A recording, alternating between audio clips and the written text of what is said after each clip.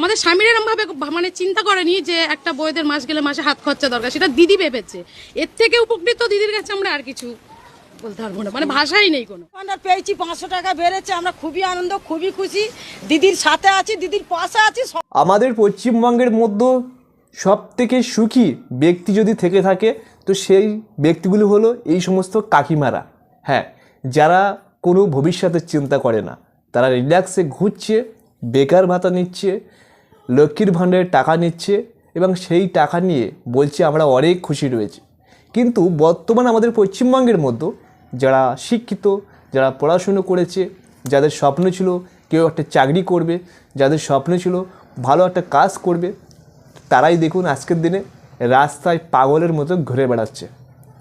তাদের রাস্তাঘাটে এখন দিন যাচ্ছে, অনেক আশা কর্মীরা রাস্তায় আন্দোলন করছে, হ্যাঁ, চাকরি বেতন বাড়ানোর জন্য। অনেক আবার যারা স্কুল শিক্ষক যে চাকরি চলে গেছে তারাও পর্যন্ত আন্দোলন করছে রাস্তায় দাঁড়িয়ে। কেন? তাদের চাকরি চলে গেছে।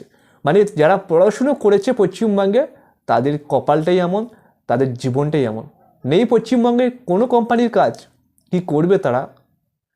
কি করে ফ্যামিলিকে খেতে দেবে? কিন্তু যারা কিছু জানে না, যাদের কোনো ভবিষ্যতে নেই কোনো চিন্তা, হ্যাঁ, তাদের দেখো রিল্যাক্সে সুন্দরভাবে হেঁটে বেরিয়ে চলে যাচ্ছে তাদের সংসার এই লক্ষ্মীর ভাণ্ডার নিয়ে।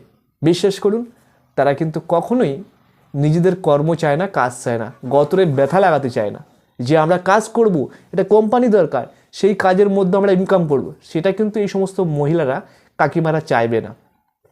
তারা চাইবে ভাতা, কারণ ভাতা পেলে তো কাজ করতে হচ্ছে না, এমনি এমনি আসছে 2000 টাকা করে, 1500 টাকা করে, এটাই চাচ্ছে।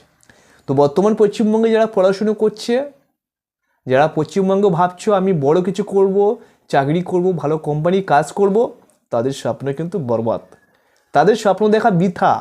তাই পশ্চিমবঙ্গের মধ্যে থেকে যারা স্বপ্ন দেখছো তাদেরকে বলবো, স্বপ্ন দেখা বাদ দিন, পড়াশুনো করা বাদ দিন, ভাতার পিছনে পড়ে থাকুন, ভাতা নিন, এইভাবে জীবনটা সামনের দিকে এগিয়ে যান।